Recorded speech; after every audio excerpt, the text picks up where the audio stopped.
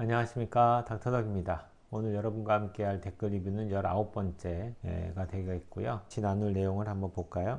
중금속 교차 반응에다가 올려놓으셨는데, 안녕하세요, 닥터덕 선생님, 이기정 님이 올리신 내용입니다. 이전 영상도 열혈 시청 중입니다. 제가 다니는 병원서 미네랄 부족, 철분 아연 원인이 중금속일 수 있다고 혈액 검사한 지 한 달 채 안 되었는데 혈액상 중금속 검사를 해보자 하시는데 혈액상 검사와 모발 검사의 차이가 있을까요?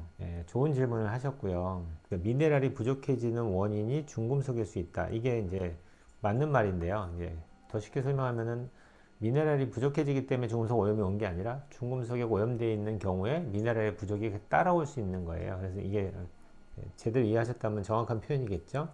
철분과 아연이 부족해진다라는 표현을 썼는데 철분보다는 아연에 더 가깝고요.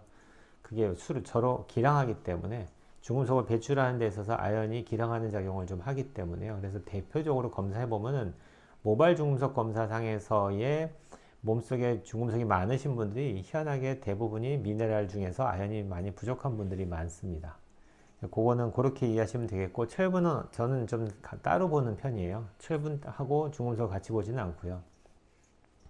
어떻게 보면 철분도 중금속이죠. 근데 우리 몸에 꼭 필요한데 필요한 양만큼만 있어야지 너무 많아도 안 되고 너무 적어도 안 되는 영양소죠. 근데 이제 혈액상 중금속 검사하고 이제 모발 검사를 하셨다는 얘기 같은데 이 차이를 좀 궁금해 하시는 것 같은데 전에도 제가 영상을 올렸는데 한 번 더 정리를 해 드릴게요. 저희들이 환자를 치료하다 보면은 세 가지를 다 볼 수 있어요. 뭐냐면은 첫 번째 조직 검사상인 모발 검사에서 중금속이 많으면서 혈액 검사상에서 높으신 분. 어떤 분들은 모발 검사에서는 높지 않은데 혈액 검사에서 높으신 분. 어떤 분들은 모발 검사는 높은데 혈액 검사는 낮으신 분. 이게 다 가능한 거예요. 그걸 다 이해를 하셔야지만 이제 치료에 대한 이제 그걸 이해를 하실 수 있는데 저 같은 경우라면은 저는 기본적으로 제일 먼저 검사하는 게 모발과 혈액을 볼 수 있는 필요한 것들은 다 같이 봅니다. 왜냐면 한날 한시에 그 당시에 몸 조직 상태에서의 중금속의 노출 정도하고 혈액 속에 돌아다니는 양을 측정하는 게 되게 중요한데 그걸 환자를 판단하는 데 되게 중요한 역할을 해요. 그럼 예를 들어 볼게요. 모발이 높은데 혈액도 높다 한다는 얘기는 지금도 폭로되고 있으면서 지금도 혈액 조직 내에 너무 많이 그동안 쌓여 있다라고 판정을 하면 되겠고요. 만약에 조직상에 모발상에서 높은데 혈액은 되게 낮다 이런 얘기는 과거에 폭로돼서 지금 많이 쌓여져 있는 상태고 혈액에는 지금 이제 돌아다니는 건 많이 없다라는 얘기입니다. 그러니까 이 상태에서 만약에 우리가 킬레이션을 한다 얘기하시면은 어떤 현상이 벌어지냐면은 조직 내에서 빠져나와서 혈액으로 넘어가겠죠. 그래서 혈액 검사 결과가 올라갑니다. 그래서 이게 제대로 나오고 있는지 판정하는 개념으로도 저도 자주 혈액을 통해서 중금속이 빠져나가고 있는 양들을 측정하거든요. 그래서 내가 치료를 잘하고 있는지 또는 치료하는 데서 좀 부족한 게 있는지 이런 걸 찾아서 만약에 부족하다 싶으면 좀 더 많이 넣어드리기도 하고요. 어떤 경우는 충분하다 싶으면 더 많이 넣을 필요가 없으니까 줄이기도 하고요. 그걸 조절하는 게 필요합니다. 전문가한테는. 그래서 검사를 자주 한다고 이해하시면 되고요. 만약에 반대예요. 조직 검사상에서는 별로 높지 않아요. 근데 혈액 속에 돌아다니는 중금속이 많다. 이렇게 얘기할 때는 그거는 이제 노출된 지 얼마 안 된 정도의 중금속이라고 이해하시면 돼요. 그럴 때는 빨리 라이프 스타일 중에서 뭐가 폭로되고 있는지 찾으셔서 들어오는 것들도 줄여야 되고 그 다음에 좀 더 쉽게 빠지겠죠. 이미 조직 내에 어태치 되기 전에 빼고 있는 과정이라 보면은 훨씬 더 모발상에서 높은 상태보다는 훨씬 더 치료가 예후가 더 빨리 이제 호전되겠죠. 이걸 이제 개념적으로만 이해하시면은 충분히 왜 여기 주치의 선생님께서 혈액 검사를 해보자고 얘기하는지가 이해가 되실 것 같아요. 그러면 이제 이 정도면은 이제 아시겠죠? 그 다음에 제가 올린 댓글 리뷰 17번째에 달아놓으셨는데 이분도 의사 선생님이 다시였어요. 기능의학을 접하고 공부하고 있는 의사입니다. 이런 분들이 많아지길 기도합니다. 선생님 동영상을 우연히 보게 돼서 계속 보고 있었습니다. 정말 많은 도움이 됩니다. 유튜브 지난 동영상에 대한 댓글도 보시는지 모르겠지만 어떻게 질문을 해야 될지 몰라서 여기에 올려봅니다. 가열하면 항원성이 줄어든다는 돼지고기에 대한 논문인 걸로 기억하는데 보고를 본 적이 있는데 음식마다 다를까요?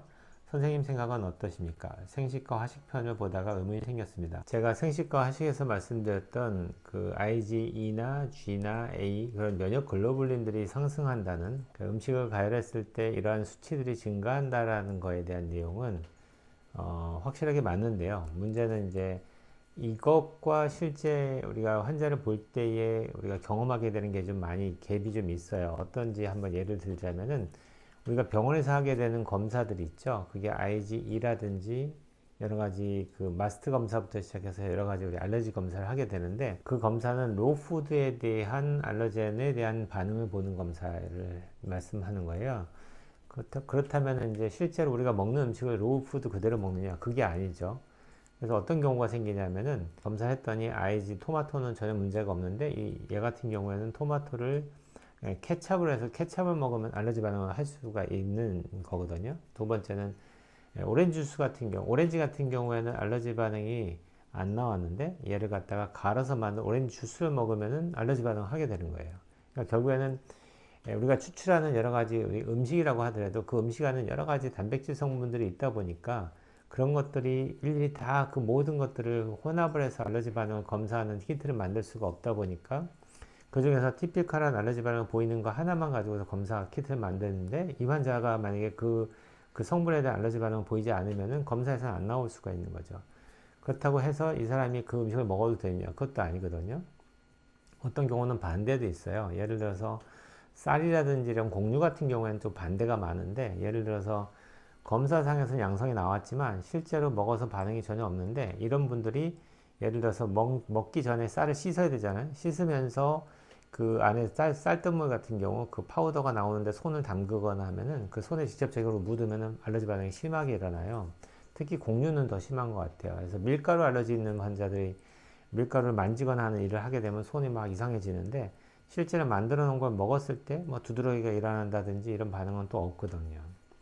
그러니까 알러지라는 게 좀 더 많은 어떤 실제 임상에서 경험하는 것과 검사상에서 나오는 게 좀 다를 수 있다라는 거고요.